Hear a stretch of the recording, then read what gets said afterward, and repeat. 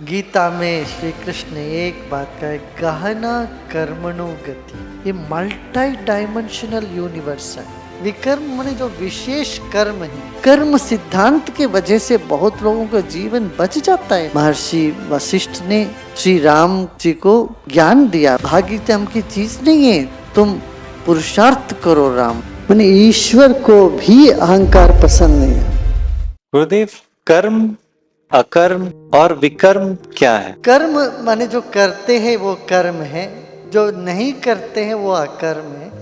विकर्म माने जो विशेष कर्म है, कुछ जो आपने किया नहीं फिर भी आपके ऊपर आ जाए, वो विकर्म। गुरुदेव कहते हैं यथा दृष्टि तथा सृष्टि।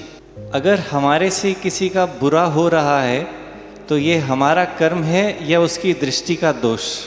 गीता में श्री कृष्ण ने एक बात का है, गहना कर्मणो गति। किसी एक कर्म की गहराई बहुत बड़ी है तो उसको तुम नाप नहीं सकते हो।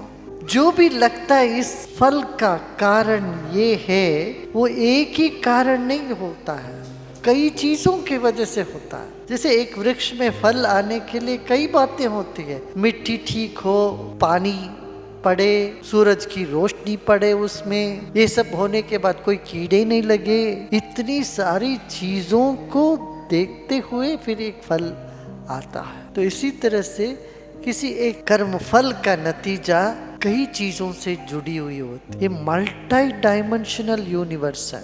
लीनियर माने सीधा सीधा, माने बस ये करोगे तो ये हो जाएगा, ये करो तो ये हो जाएगा, ये सीधा है। एक गोल में सीधा कुछ नहीं होता, सब गोल गोल ही होता है। वास्तव में सत्य ही है, आपके वजह से होगा, उनके कर्म भी होगा और समय का भी उसमें असर होगा, अज्ञान का उसमें बहुत बड़ा रोल होगा।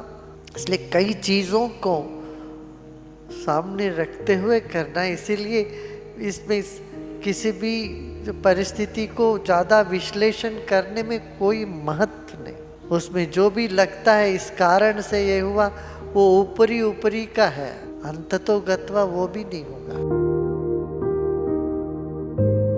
दो सिद्धांत है, एक पुरुषार्थ और एक प्रारब्ध।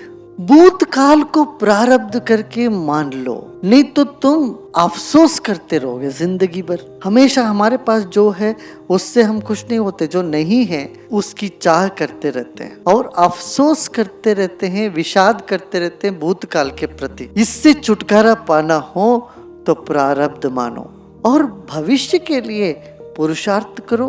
हम ये नहीं कहते सब कुछ भाग्य ही है, भारत में पुरुषार्थ पर बहुत जोर है। आप योग वशिष्ठ देखिए, श्री राम जी को महर्षि वशिष्ठ ने ज्ञान दिया, उसमें बोला कि कोई भाग्यम की चीज नहीं है, तुम पुरुषार्थ करो। राम बोलते सब कुछ पुरुषार्थ से ही पाते हैं। विश्वामित्र एक पद पाए तो अपना पुरुषार्थ से पाए, अपना कर्म से पाए। भगवान कृष्ण ने भी गीता में कहते हैं कर्म करो, उपनिषदों में कहते हैं 100 साल तक कर्म करते रहो। ये नहीं कहते तुम्हारा भाग्य है, प्रारब्ध है, जो हो रहा होने दो।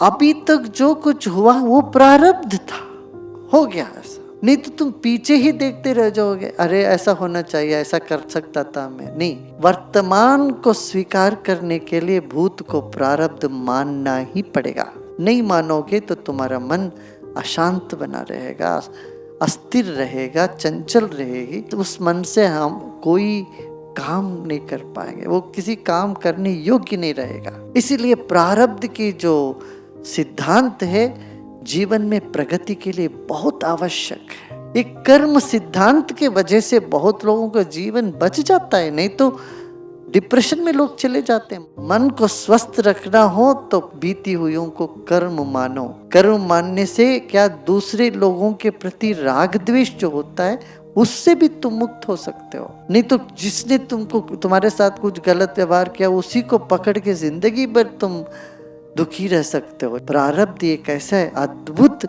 सिद्धांत है जो तुम्हारे मन को स्वस्थ रख सकता है, शक्ति से भर सकता है और दूरगामी दृष्टि तुम्हें दे सकता है। और पुरुषार्थ वो है जिसको लेके तुम आगे काम कर सकते हो, करना चाहिए। वो तुम्हारा कर्तव्य है। इसीलिए हमने ये नहीं कहा सब कुछ कर्म है सब कुछ भाग्य है।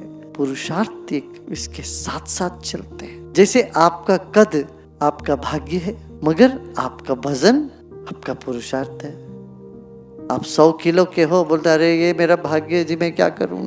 है, उठिए, चलिए आश्रम में, चलो इधर से उधर, इस कोने से उस कोने, चलो 10 दिन में देखना कैसे आपका वजन घट जाएगा। आप इसको घटा सकते हो, कम कर सकते हो।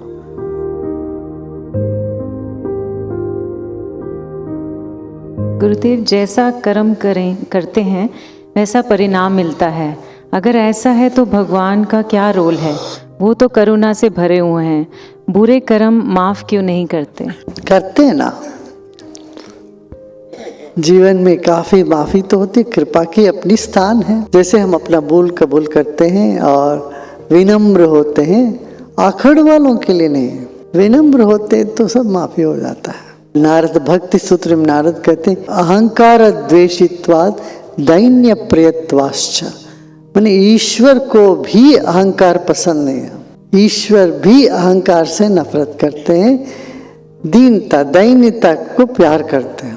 इसलिए अहंकार ना करो, ये भक्ति का रूल है।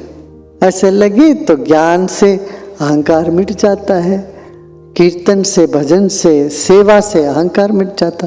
सेवा करते किस लिए? अहंकार को मिटाने के लिए। मैं अपने हर कर्म में ईश्वर की आराधना कैसे करूं?